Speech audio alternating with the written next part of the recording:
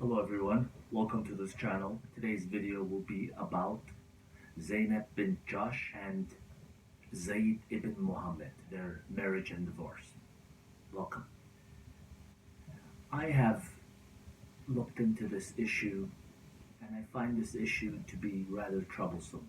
What I've noticed about this issue is not many people know about it, whether you're a practicing Muslim or not, or you're in Islam or you're not, you're outside of Islam.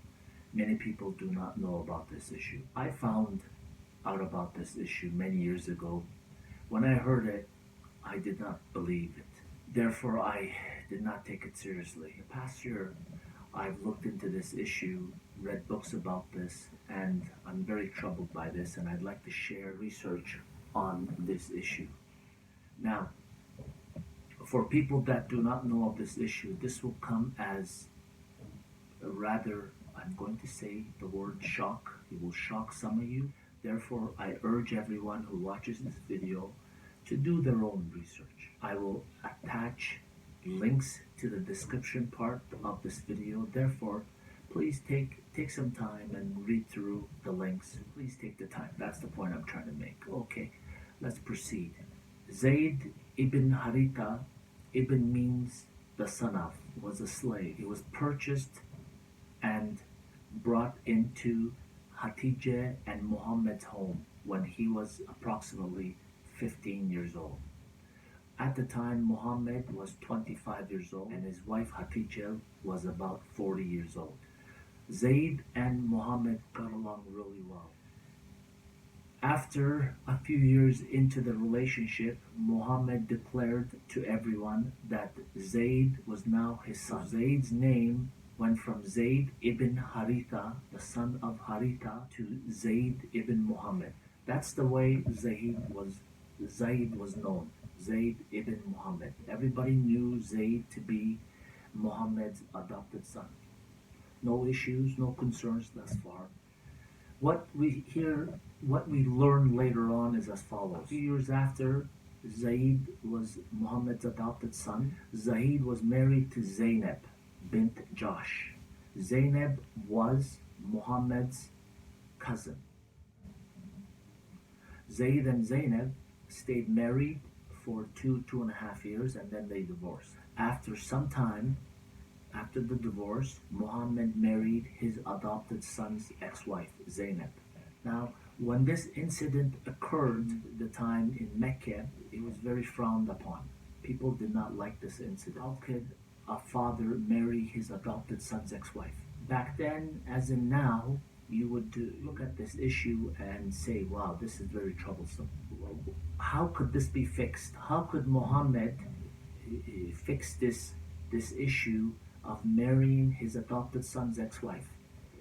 Muslim apologetics bring a few reasons into the picture to say why Muhammad did this. And I'll go through them one by one.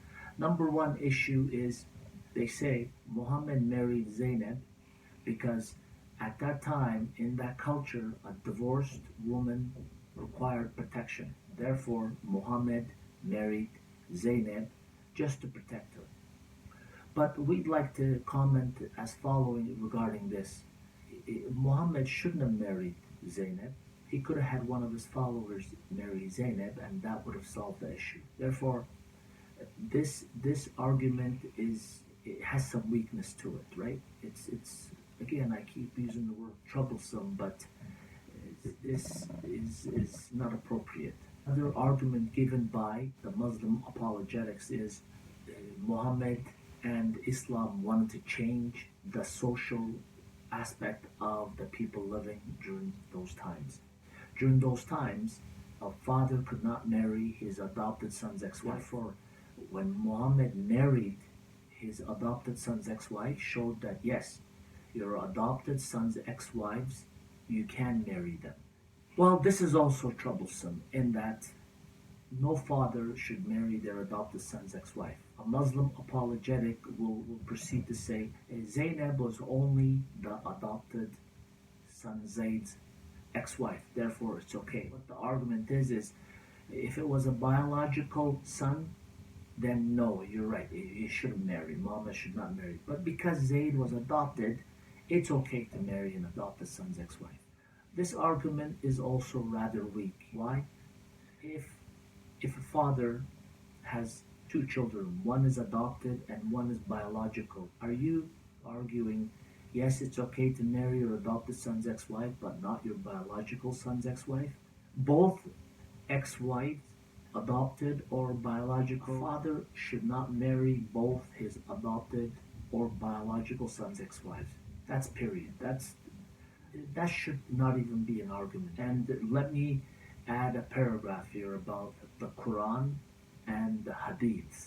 When a person reads the Quran, it is best to also read the explanation part which are found in the Hadiths. There's many Hadiths. You'll have to Google that. There's Al-Bukhari or there's Al-Tabari. So when you're reading, let's say, an example, chapter 1, Surah 1 of the Quran, it is wise to read the hadith of how that chapter 1 was sent down, revealed to Muhammad, what the reasons were for the surah to come down, and just explanation, the circumstances of it.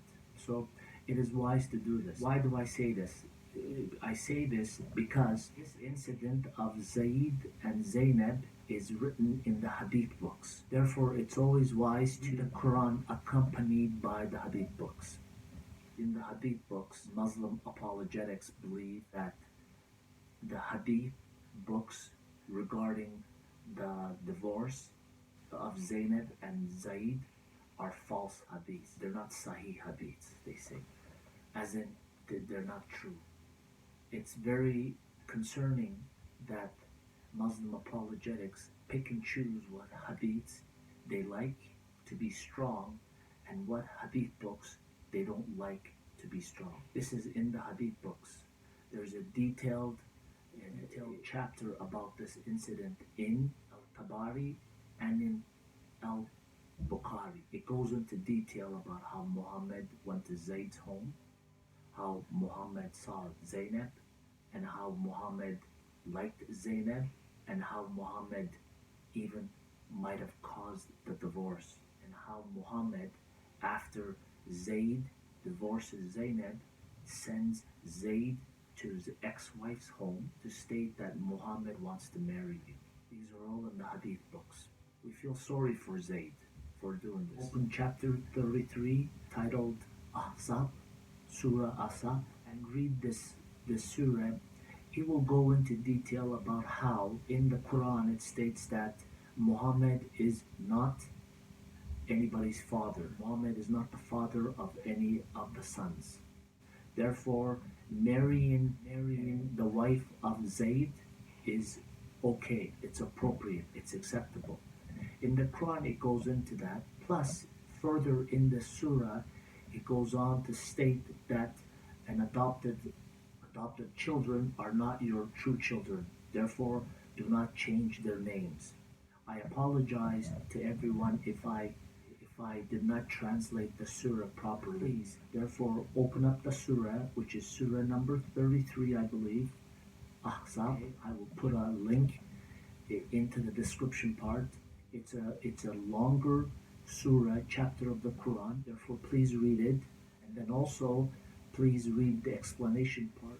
If you're to adopt a child, it's better to give them your last name. If you would like to have a discussion with that child, the adopted child, and whether that adopted child is not your true child, that's between you and the child. But having this in the Quran stating, do not give the adopted children your last name, this is very problematic in my opinion.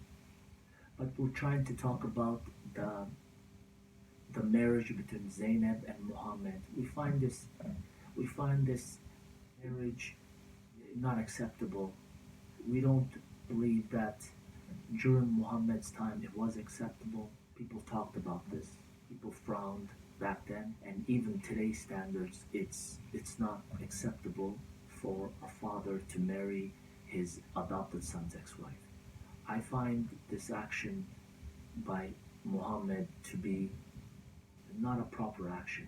We understand that everyone makes mistakes. We understand prophets makes mistakes. This is a bigger mistake than it should be. Thank you everyone for watching to the very end here. We appreciate this. We'd like to state that please do your own research in this matter. It's a very problematic matter, question we like to pose to everyone, and if you can comment, is it acceptable for a father to marry his adopted son's ex-wife? We think it's not. Is it acceptable for a prophet to marry his adopted son's ex-wife? We believe a prophet should know better and should not marry his adopted son's ex-wife. Thank you everyone for watching to the very end here. Thank you for watching, and we'll see you in another project. Thank you.